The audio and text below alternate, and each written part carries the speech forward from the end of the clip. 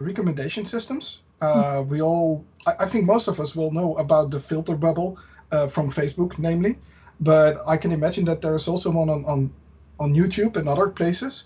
And you are going to talk about the effect of the filter bubble on things like climate change.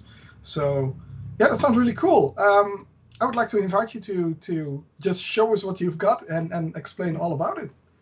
I'll show you exactly all I have so far. I'll be transparent and just keep in mind that it's work in progress. But yes, let's start. You can see my screen in the background, right? Okay, so I'll start the slides. So the topic for today is to imagine that if we were binge watching YouTube videos, searching on topics around the climate crisis, so climate change, documentary, or where would it lead us? How YouTube recommendations can influence our opinion on climate, for instance. Let me first introduce a little bit the wonderful team I have the chance to work with. Like I said, we have a team that changed every semester. So this semester we have the team here. And the main investigator for this project is Carlo De Gaetano, a very talented man, and I invite you to check his work because he's working a lot on digital media and how is digital culture shaped and evolving through the web. Okay, so let's start to introduce our situation here. YouTube is a massive content provider. The number says that there is roughly 1 billion hours watched of videos every day on YouTube. And among this billion hours, it's 70% of the views are generated through the recommendations. So 70% of what is watched on YouTube is people clicking on a recommendation. So if you calculate that 700 million human hours spent on YouTube recommendations every day. So that's a massive scale. And how can it influence our understanding of the world? I'm going to start by giving a very caricatural example, but nonetheless real. It's about all the conspiracy theories that you can find on YouTube. And I want to point to this website. You'll find the links on the slides, called YouTube Regrets, where it's a project that collects testimony of people that had really bad experiences with YouTube. And a classical experience around conspiracy is that you start watching some kind of serious content, documentaries or fact-based content, and YouTube recommendations gradually start to provide you with videos about conspiracies. So you're dragged from one topic that is rather innocent or generic into topics around 9/11 and the government manipulating you. And it might sound like a funny story, but it's not only fun. You have stories of people that spend their last days. That's the one. You have stories of people that spend their last days believing in aliens or incredible things. So that story here in this slide is particularly touching. It's a person saying that as a older father with age, maybe more gullible, and spent so much time on YouTube that he became completely delusional. And that person couldn't enjoy the last year they could spend with their elderlies. So that's a real problem, just to start with some extreme. And then there is some factors that have been identified of where those phenomena comes from. And one thing is watch time. So the way the algorithms work, it's meant to make you watch as many videos as possible for as much time as possible. And it turns out that extreme content, like content about conspiracy theories or I don't know, maybe violent content or any kind of polarized content, tend to increase our watch time because we cannot get our eyes out of the screen because we're a little bit shocked. So that's one of the reasons.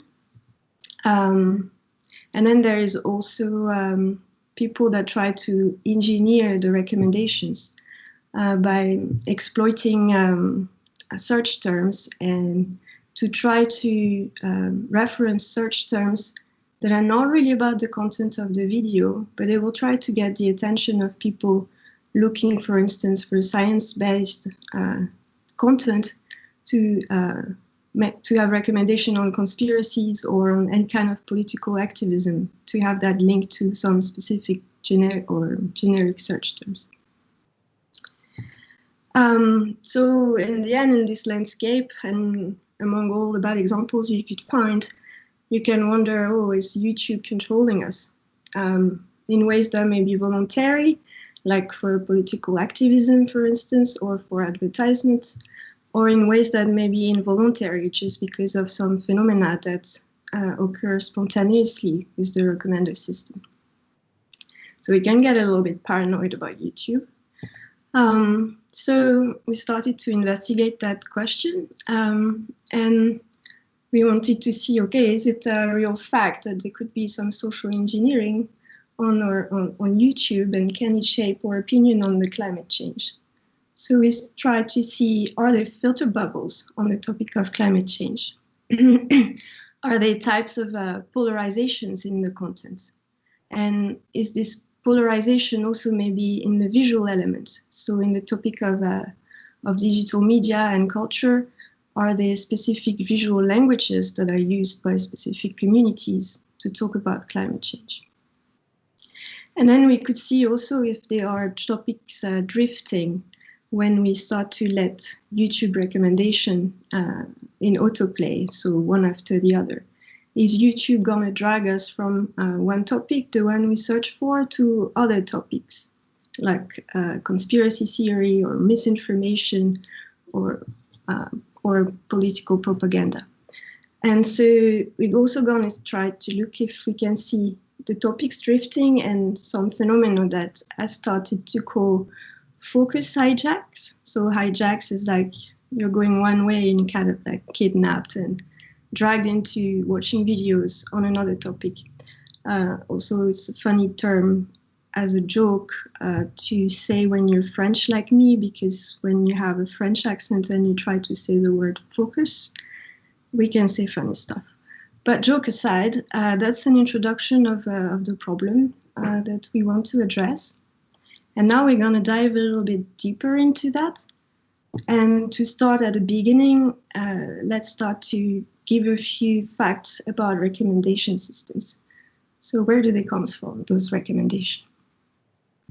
So recommendation system is basically almost like a search engine, where in our case, we consider the text queries. Actually, you already have recommendations when you start typing your text query, and that already can influence your perceptions of what is the most important aspects of a topic.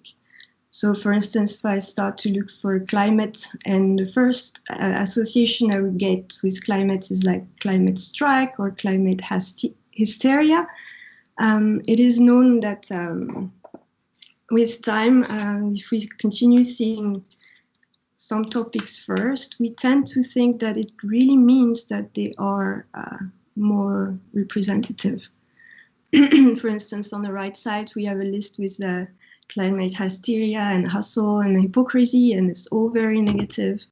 And if we keep seeing the first recommendations being negative, we might start to think that indeed that's a general thing, a general fact.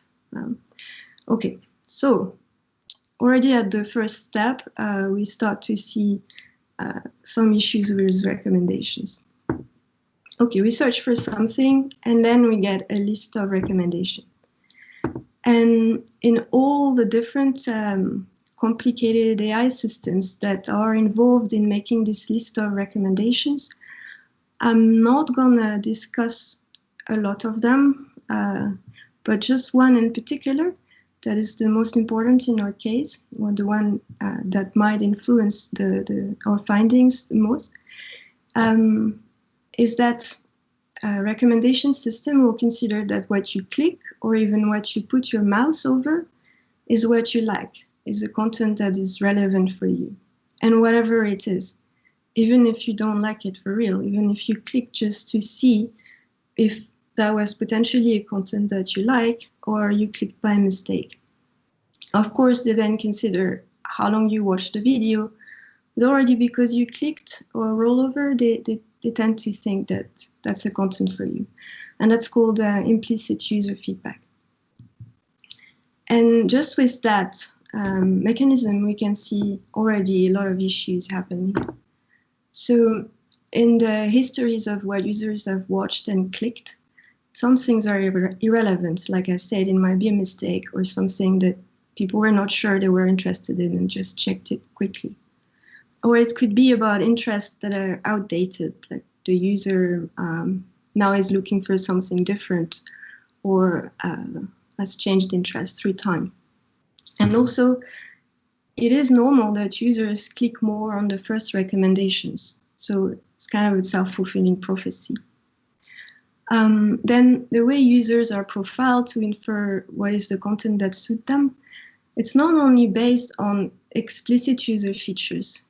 The features are also inferred. So for instance, using artificial intelligence, you can try to infer what are the topics you are interested in from your search history. But you can try to expand that by trying to find people that search for similar topic and what are the other topics they are interested in. And you could also try to find similar users on based on criteria like geolocation, gender, or age, and all this will influence what kind of characteristics are inferred about users. Then also recommendations are based on popularity and novelty. So for instance, in terms of novelty, maybe new contents don't have a lot of clicks.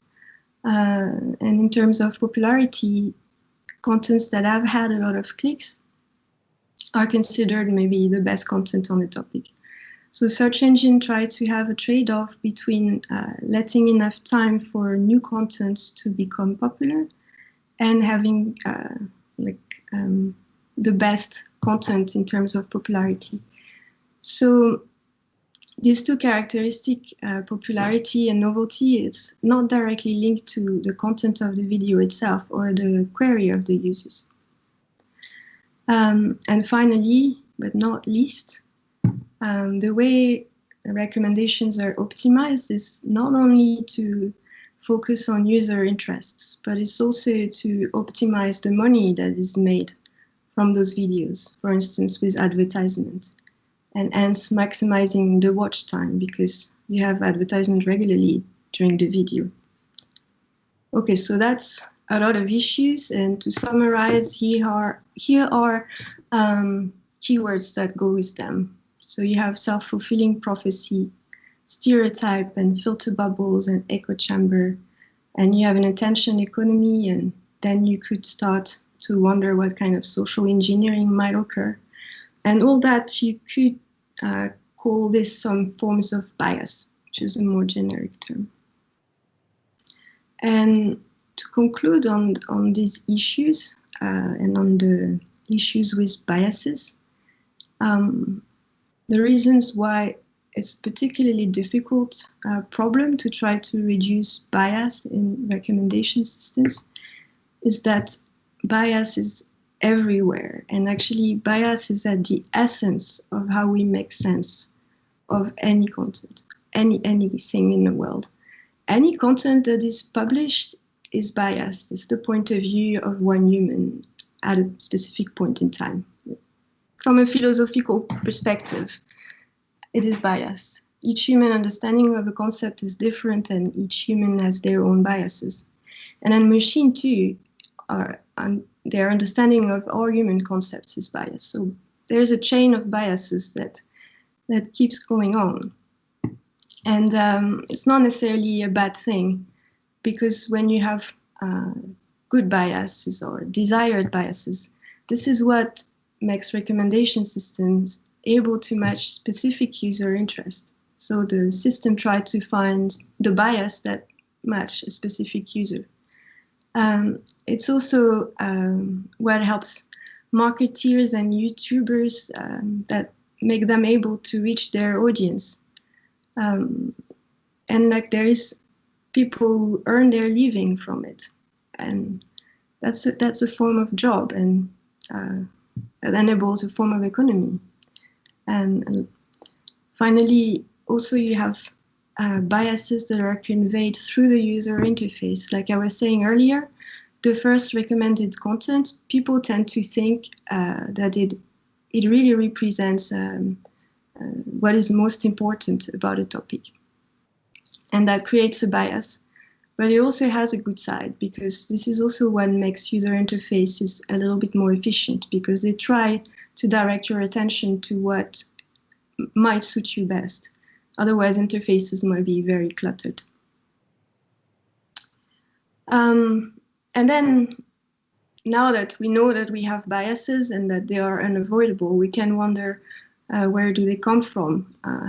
Who engineers them? Do we control them? Some technologists might tend to cut short on the question and say, there is no human bias because it's the machine who decides. We don't need to involve a human curator that will impose his own or her own bias to the rest of the population. It's a machine that tries to find something in the middle. But the machines, they are never objective. They're always subjective. It's just a tool. And we have to think of who engineers those machines.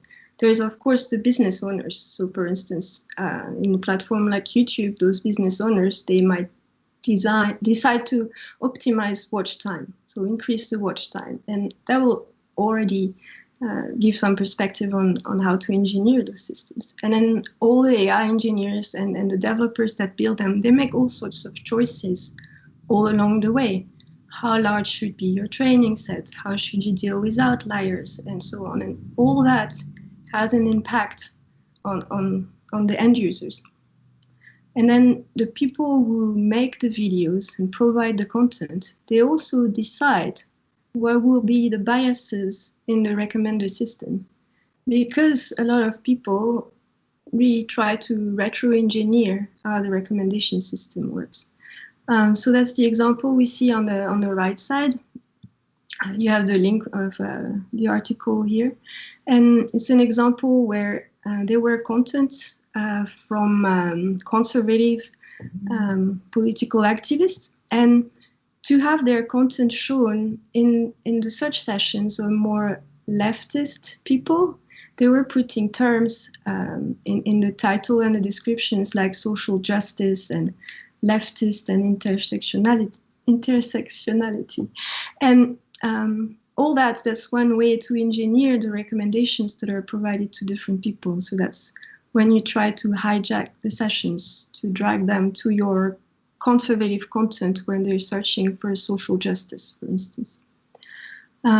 So all these content providers, marketeers, and activists, they also decide or try to influence the biases that are on the recommendations and ultimately put on the users. And then you can wonder, how much do users themselves decide of what is shown to them?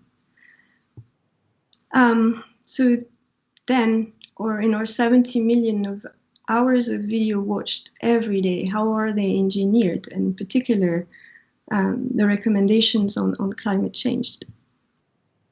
So that's what we dived into. So now I'm gonna describe the project we're currently running for this semester until the end of June. So keep in mind it's a small project, but we think big. So we try to see what kind of YouTube recommendations do we get. But the YouTube recommender system is a black box. We don't have access to the algorithms with an S, the whole pipeline, and all the data sets that are used and so on. So then we make it a glass box. It means that we don't see what's inside the box. We just see what are the user input, for instance, a search query, and then what is the output of that black box, that recommender system. So that would be a list of recommendations. So what we did is we simulate users who search for information about climate and the climate crisis for a range of queries.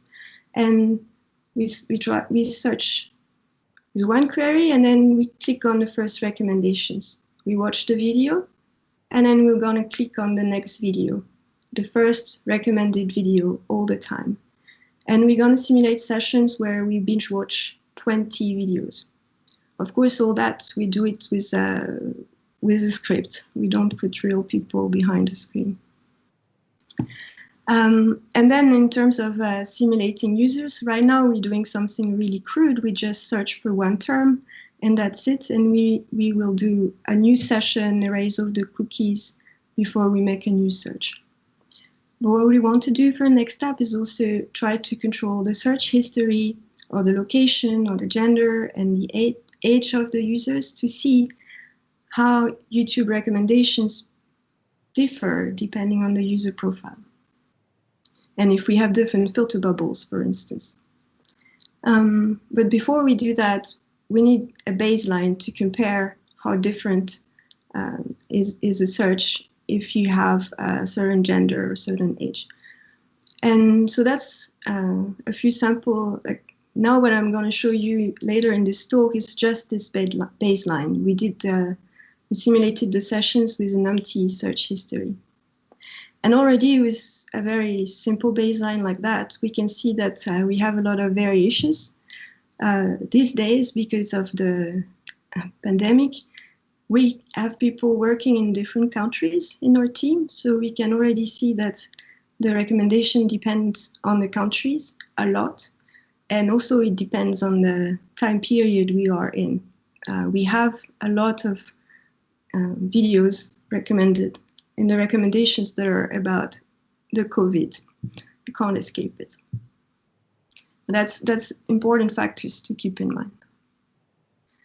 And to simulate the queries, the methods we used, instead of just from our own ideas with our own bias, imagine what would be a typical terms that people would search for when they want information on the climate crisis. Instead, we used existing corpuses of TED Talks, for instance. So TED Talks has a curated selection of talks about the climate crisis, and we took the transcript of those TED Talks. We also took some samples from a study that Ava's published on misinformation about the climate crisis on YouTube as well, that I definitely recommend to read. And we also looked for names of experts and skeptics that are known, that are like public figures. And also we want to look on the top searches in Google Trends. So for now, we started with making queries with two terms, because one term is maybe too simplistic. And we searched for the bigrams that had the highest TF-IDF. So for those we don't know, this is a metric that says, okay, it's a series of two words that occur often, but not too often. For instance, series of two words like this is, it occurs often in all sorts of content. So we take each TED Talk, for instance, and then we split it into sections of two words, and we count how often they occur. And this matrix, TF-IDF, it let us extract the terms that occur specifically in some documents, but not in all documents, like this is, or to the, because, or I am, because those are not very informative. But I don't want to go too much in the details. Let's say that we have made about 100 of search queries to start with. And so then we track how we are tracked across the sessions, so to see, but that's just a pun. So then we see what kind of recommended contents do we get for those search queries, and do they overlap over those sessions. So we study YouTube. But we also want to do something a little bit more special, or added value in this topic, is to investigate how the visual content themselves can create different user experience. So it's about studying the imagery around the topic of climate. Okay, so now let me just recap a few things that we're going to analyze in the recommendation, and then I'll show you a visualization and a few results. So we're going to look for filter bubbles. We're going to look for, and the way we'll define now, rather loosely, but I'll come back to that later, is filter bubble as clusters of videos or channels that are repeatedly recommended to different users or within a single user session.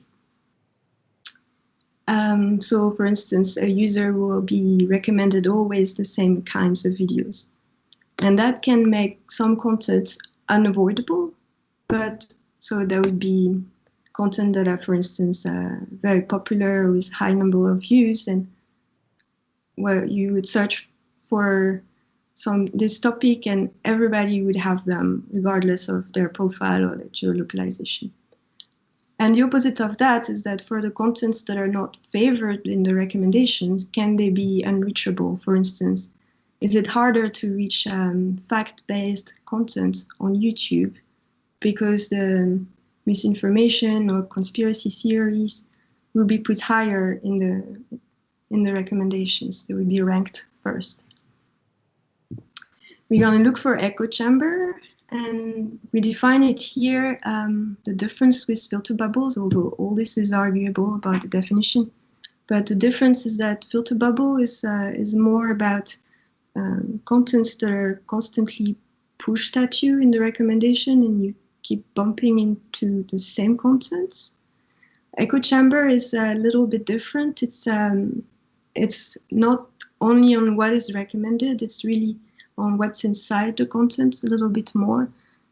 Is it content that is very much oriented toward a specific point of view with only a set of arguments, like for instance confirmation biases, where you always keep repeating the arguments that confirm what you already believe. And then you can look in the filter bubble and see if also the content inside those bubbles is polarized or repeats the same arguments, or do you have a diversity of points of view? And then also something interesting in looking into how contents are polarized is to try to look for specific text patterns, so specific vocabularies, but also specific visual patterns, so specific visual vocabularies. For instance,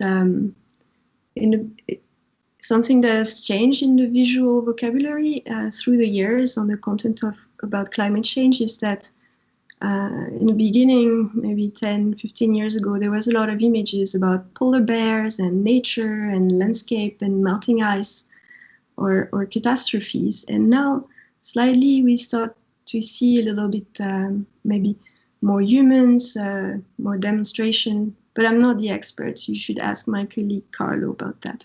So we want to see this too. Is there a visual vocabulary in specific echo chambers? And this has been little researched, I think. And then we're also going to look at what I call the focus hijack. So our topics drifting along the user session. And this hijack of the user session, does it drag user into filter bubbles or echo chambers? And then we want to synthesize the visual patterns. For instance, we could create video summaries of what users have experienced across a session. And we also want to use unsupervised learning, for instance, to identify those visual patterns, maybe those visual bubbles.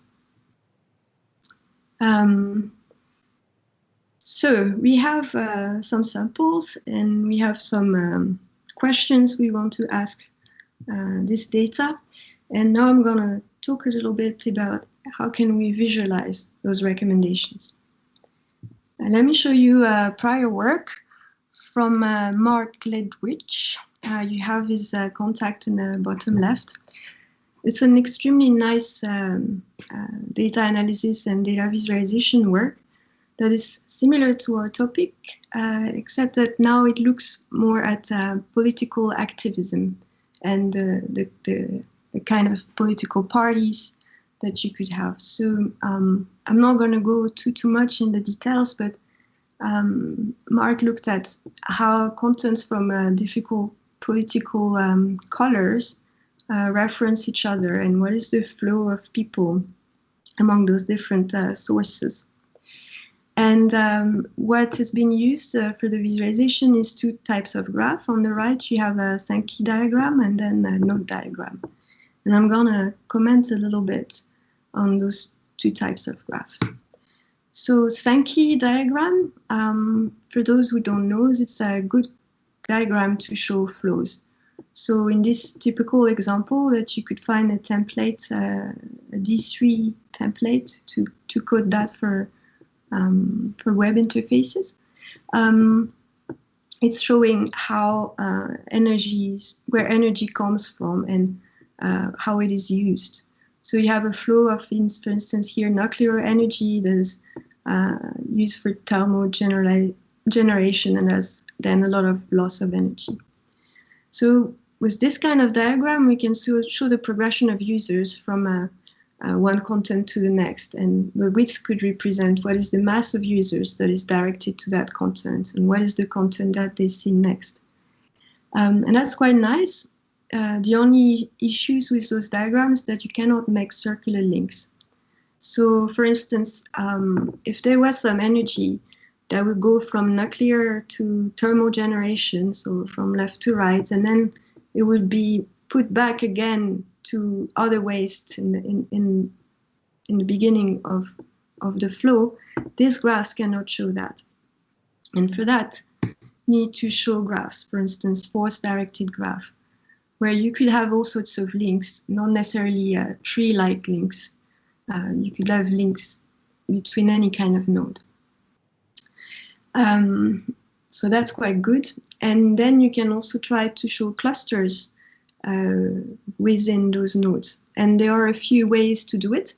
That's one example here. And again, all these examples, there are these three templates that you can reuse from the links below. And clusters are good because in our case, we might want to identify clusters of like echo chambers or filter bubble.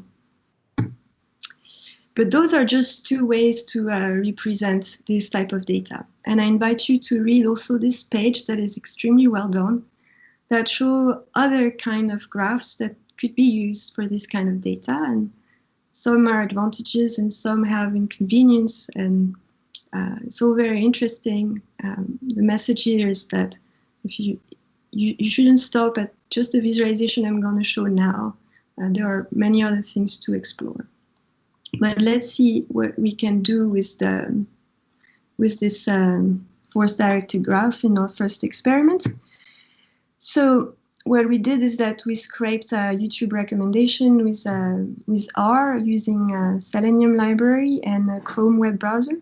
So Selenium really simulates a web browser opening a web page, and then it can simulate user clicking, scrolling down, making rollovers, and so on.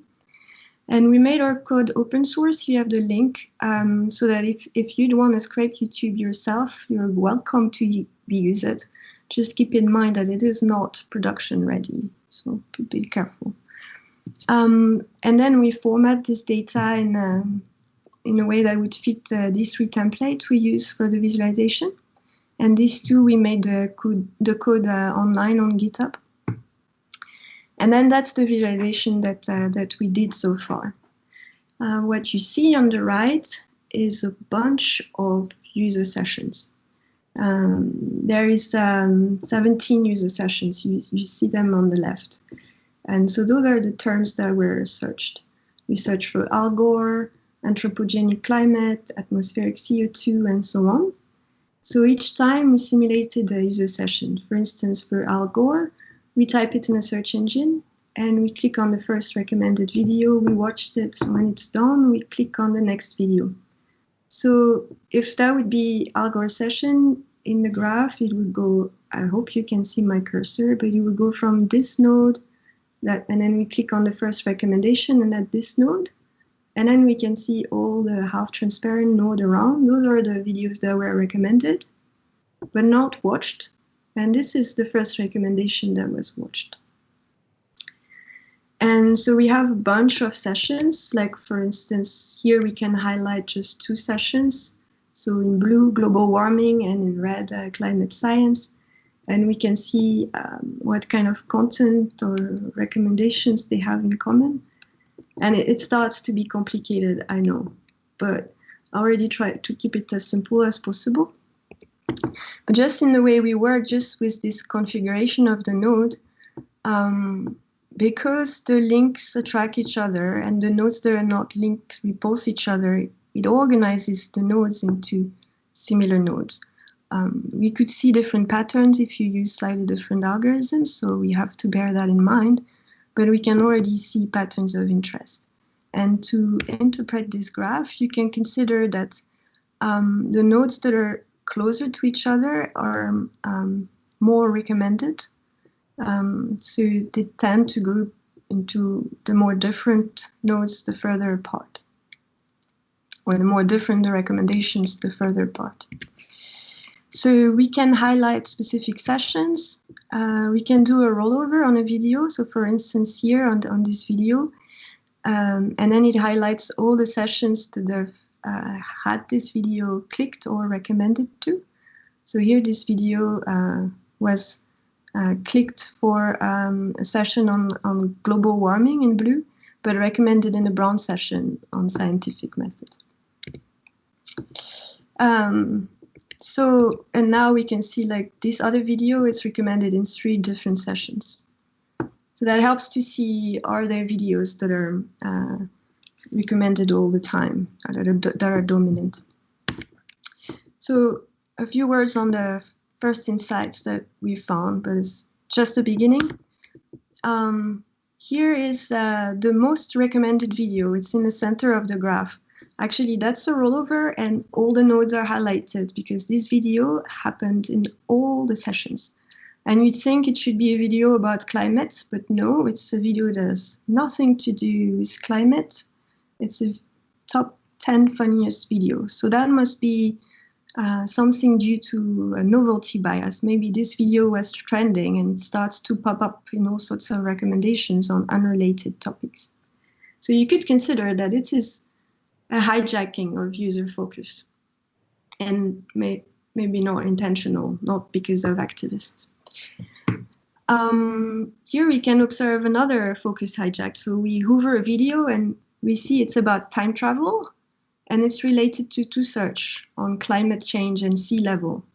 And so the topic of climate science, or sea level and time travel, is really not related. So that's really, the user session has been hijacked towards time travel. And you can again wonder if that's voluntary or not. That's maybe not due to hacktivists that try to do some social engineering around time travel.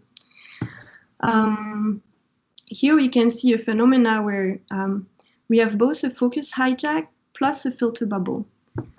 So here in the big node, you can see on the left that are all interrelated.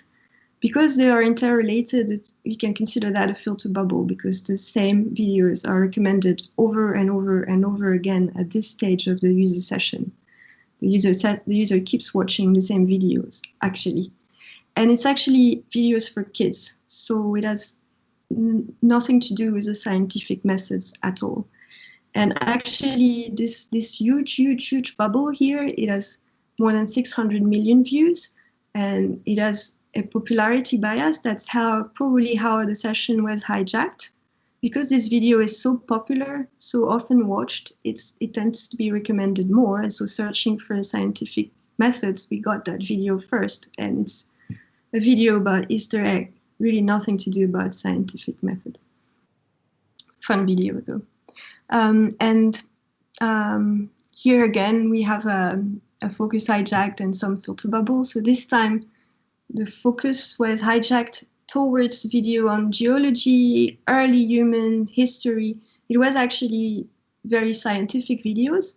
So again, now the hijack, you can wonder, is it made by activists in geology? I doubt it.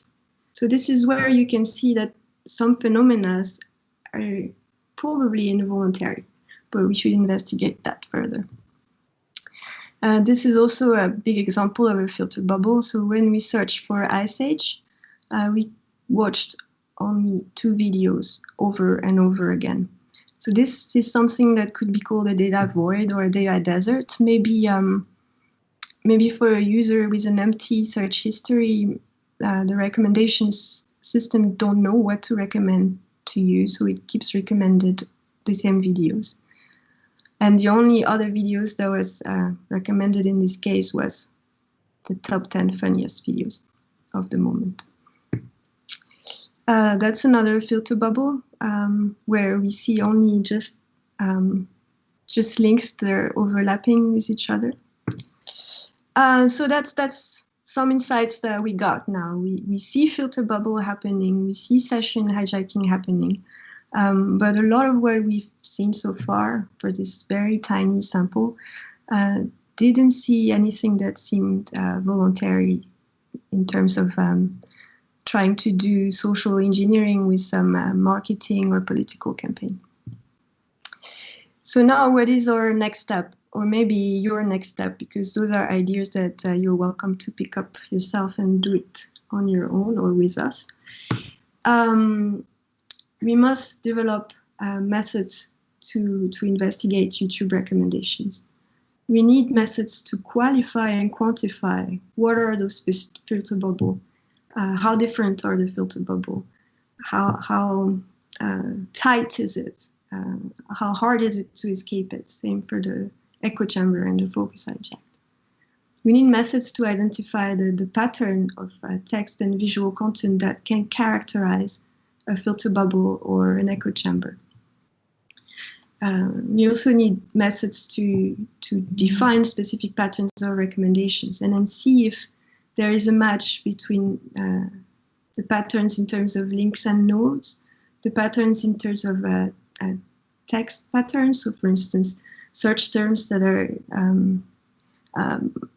matched with specific association of terms, and also how it matches user profile. And we also need, of course, to consider the channels, because channels might breed a lot of echo chambers. We also need to develop visualization methods. It is actually complicated to visualize because you might need large number of nodes and links and sessions and user profiles. And what is difficult is both computationally. So if you try the visualization, there is an online demo. You can also reuse the code and fork it. It's a notebook on D3. The link is in the slide. If you try it, you will see that computationally, already with just 17 user sessions, the browser is struggling, at least my browser. And then visually, it's also very difficult to not be overwhelmed by such number of nodes.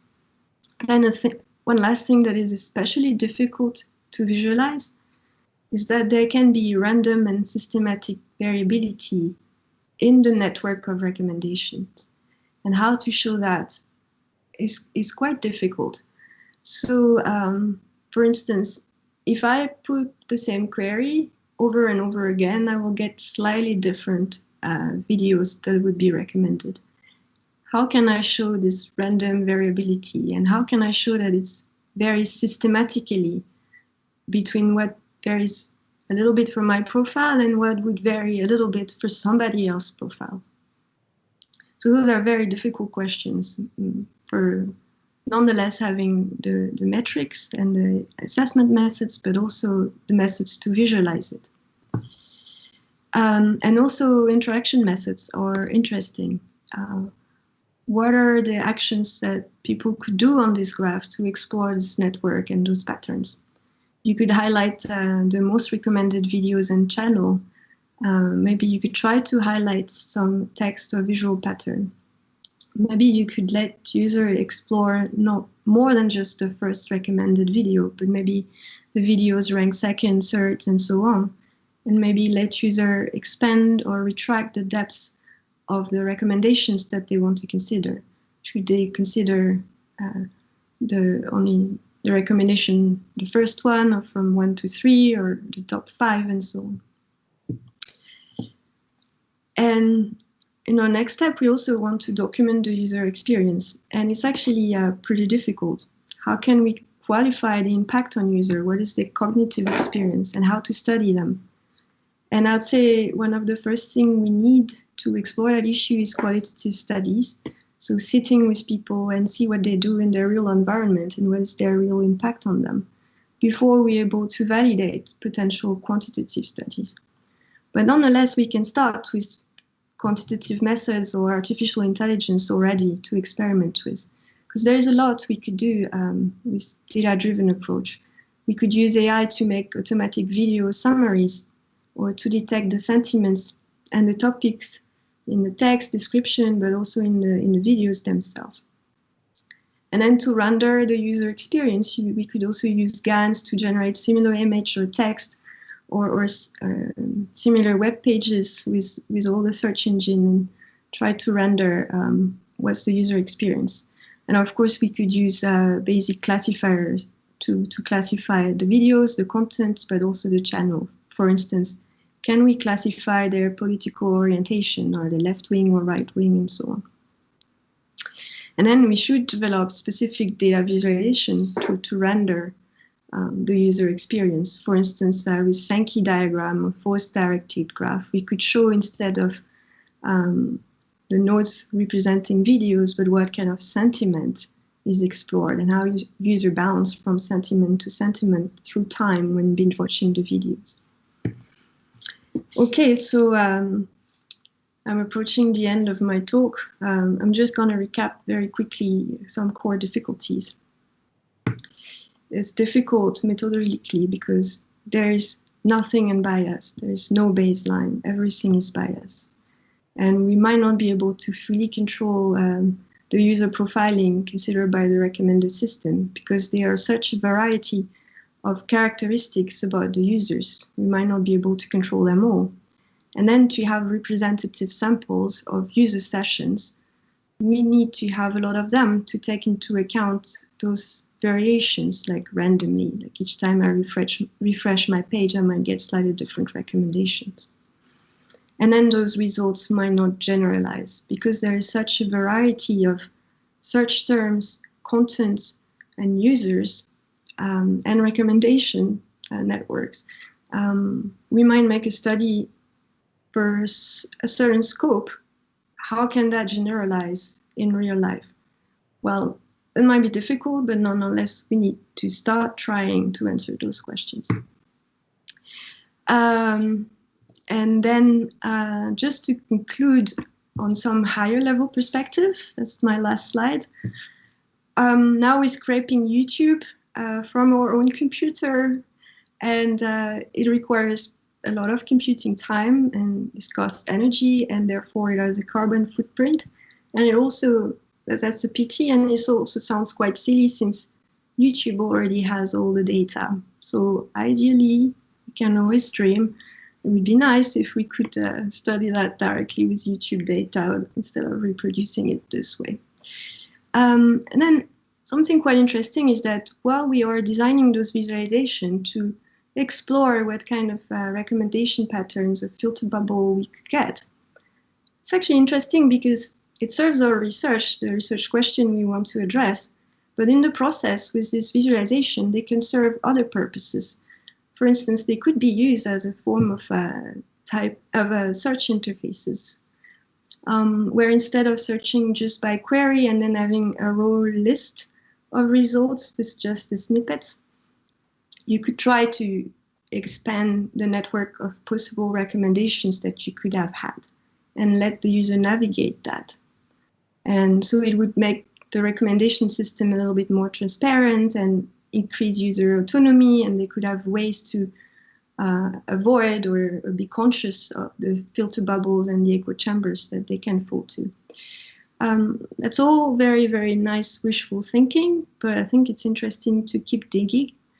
I'm not too much of a utopian on that one, because it has already been explored in the very, very beginning of search engines, what kind of alternative interface we could have instead of just searching for a text query.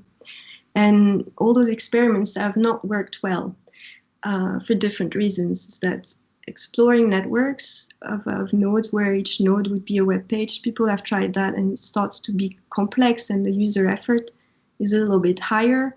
So overall, the winner was simple text query. But maybe now with the better visualization libraries that we have today with D3, and maybe also more knowledge, more scientific knowledge we have about how to make visualization and search interfaces, maybe we can start again and try it. And then finally, all these nice tools to analyze YouTube recommendation, we do it with good intents, so to say.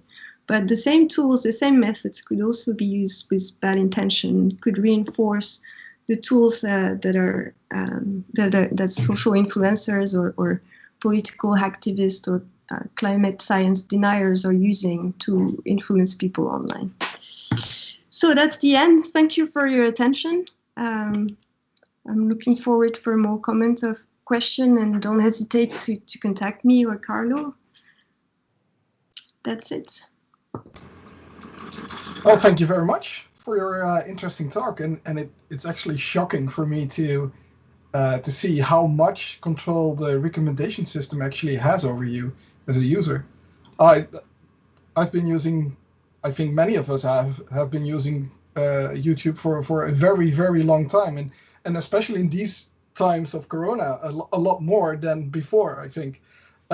So it's quite surprising to see how many echo bubbles, echo chambers, and filter bubbles you can find in your recommendations. So one of the things that I was wondering is there a mathematical formula to detect a filter bubble rather than looking at it visually?